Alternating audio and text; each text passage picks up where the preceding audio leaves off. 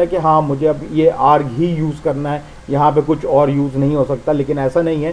This is simply a name of a variable that gets pass from the client side to the server side. यानी कि client side से server side में जो आप पास करेंगे ये उस आर्ग्यूमेंट का नाम है. यानी कि आर्ग्यूमेंट क्या होता है, अगर मैं यहाँ पे एक फंक्शन डिफाइन कर रहा हूँ, फर्ज करें गेट रिजल्ट, तो यहाँ पे जो जो बाय वैल करके चीज़ें होंगी वो सारी आर्ग्यूमेंट्स हैं. By val x as a string. तो जब हम फंक्शन बनाएंगे तो उसमें आर्ग्यूमेंट्स का जो आर्ग्यूमेंट होगा वो क्लाइंट साइड से डेटा सर्वर को सेंड करेगा. अब ये है, यहाँ पे मांग रहा है client call back. Client call back क्या है? क्लाइंट कॉल बैक पहले तो याद रखें, जैसे कि क्लाइंट कॉल बैक नाम का नाम है क्लाइंट, यानी कि ये चीज़ एग्जिस्ट करती है क्लाइंट साइड पे. और क्या चीज़ है client call back? Client call back एक इवेंट हैंडलर का नाम है जो कि सर्वर पे जब वेरिफिकेशन पूरी हो जाएगी तो सर्वर जो भी रिजल्ट सेंड करेगा, क्लाइंट कॉल बैक का फंक्शन वो रिजल्ट रिसीव करेगा. यानी कि सर्वर साइड पे जो भी प्रोसेसिंग होगी, प्रोसेसिंग करने के बाद ऑब्वियसली कोई ना कोई रिजल्ट भी रिटर्न किया जाएगा, इसीलिए प्रोसेसिंग हो रही है. तो प्रोसेसिंग होने के बाद जो भी रिजल्ट रिटर्न होगा, तो अब क्योंकि हम क्लाइंट कॉल बैक यूज़ कर रहे हैं तो ऑब्वियसली सर्वर से क्लाइंट पे भी भेजा जाएगा. और क्लाइंट पे जब वो भेजा जाएगा तो क्लाइंट पे कहाँ भेजा जाएगा, ये उस कहाँ का जवाब है कि कहाँ, उस फंक्शन का नाम है कि सर्वर की जब सक्सेसफुल प्रोसेसिंग हो जाएगी तो रिज़ल्ट इस फंक्शन में आएगा. इसका हम नाम रख देते हैं रिज़ल्ट और कॉन्टेक्स्ट रहने देते हैं नथिंग. ओके जी, हमारा इतना काम हो गया पूरा. अब हम अपने मेंबरशिप में दोबारा आते हैं और जावा स्क्रिप्ट डिफाइन करते हैं. स्क्रिप्ट टाइप जावा स्क्रिप्ट और एक सेकेंड, टेक्स्ट जावा स्क्रिप्ट और language is equal to JavaScript. Okay,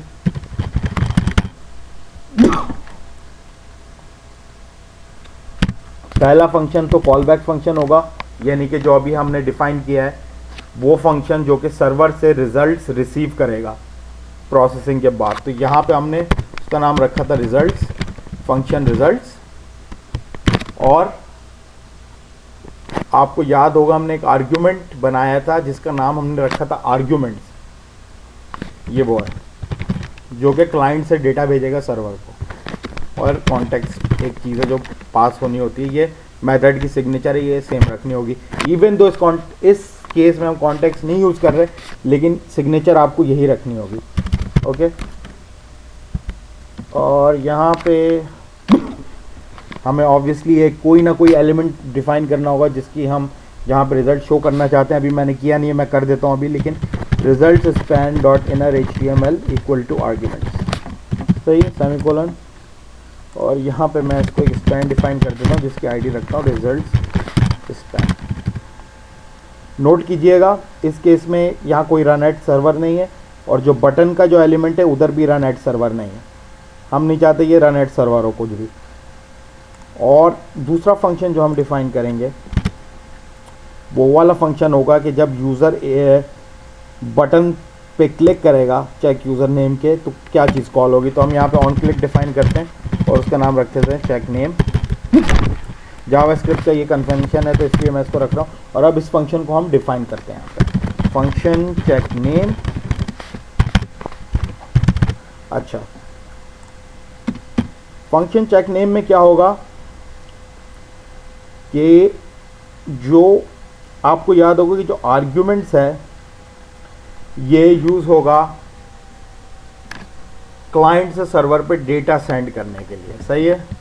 तो हम यहाँ पे इसको क्या अब हमें क्योंकि जो टेक्स्ट बॉक्स की जो वैल्यू है वो सेंड करनी है सर्वर पे, तो हम यहाँ डिफाइन करेंगे आर्ग्यूमेंट्स. और आर्ग्यूमेंट में हम क्या देंगे, document dot gate element by ID text box 1 dot value. ये सर्वर को सेंड हो जाएगी. और यहाँ पे हम अपनी स्क्रिप्ट रेंडर करेंगे जो कि हमने बनाई है माई CB रेफरेंस में. माई CB रेफरेंस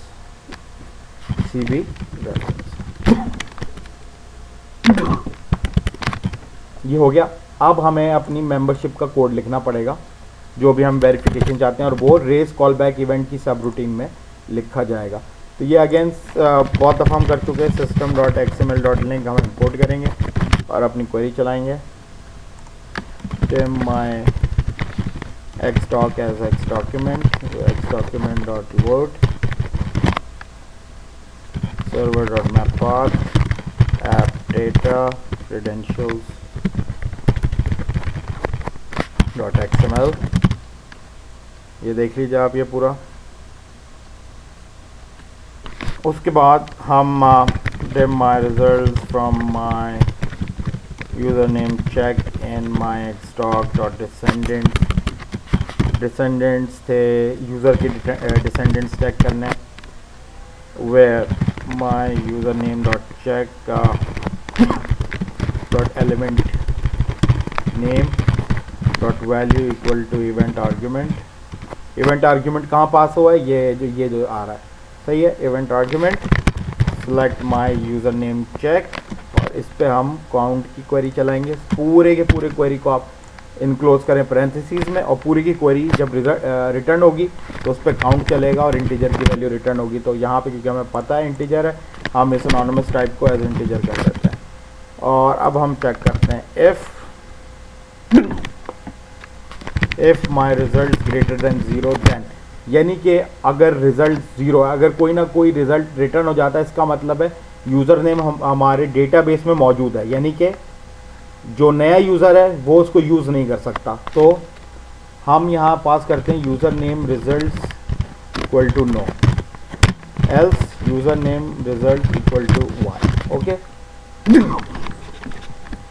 और अब हम अपने कोड में चलते हैं, और यहाँ पे जो ये आ रहा है इसमें हमें कुछ इफ़ की कंडीशंस देनी पड़ेंगी, क्योंकि अभी जब आर्ग्यूमेंट्स यूज़ कर रहे हैं हम यहाँ पे खाली, तो जब हम अपना पेज रन करेंगे तो ये y या n दिखाएगा खाली, जो कि यूज़र फ्रेंडली एरर मैसेज नहीं है, सॉरी यूज़र फ्रेंडली मैसेज नहीं है। तो हम यहाँ पे एक इफ़ की कंडीशन लगाएंगे, if arguments equal to yes, अच्छा देन तो नहीं यूज़ होता जावास्क्रिप्ट में, तो पैरेंथेसिस कर्ली ब्रेसेस खुलेगा, और result span dot inner HTML equal to हम करेंगे यूज़र नेम अवेलेबल, ये पैरेंथेसिस बंद हुआ। इसको थोड़ा सा मैं पीछे करता हूँ ताकि आप एक ही वीडियो स्क्रीन में दिखे। और यहाँ पे हम एल्स डिफाइन करेंगे, else result span dot inner HTML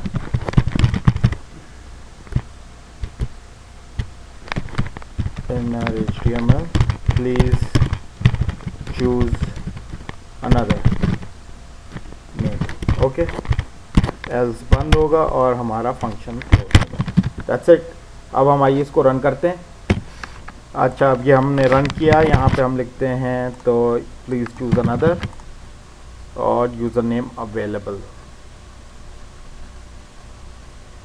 सही है जी। तो यहाँ पे देखें हमने दो डिफ़ाइन किए थे, ई क्यूबिकल और प्लीज़ चूज़ अनदर नेम। ये एग्जिस्ट करता है फाइल के अंदर, XML फाइल के अंदर, और एक और हम लिखते हैं जो कि नहीं एग्जिस्ट करता, तो इसने बता दिया यूज़र नेम अवेलेबल।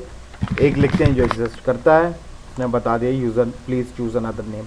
तो आज की इसमें फंक्शनैलिटी में हमने देखा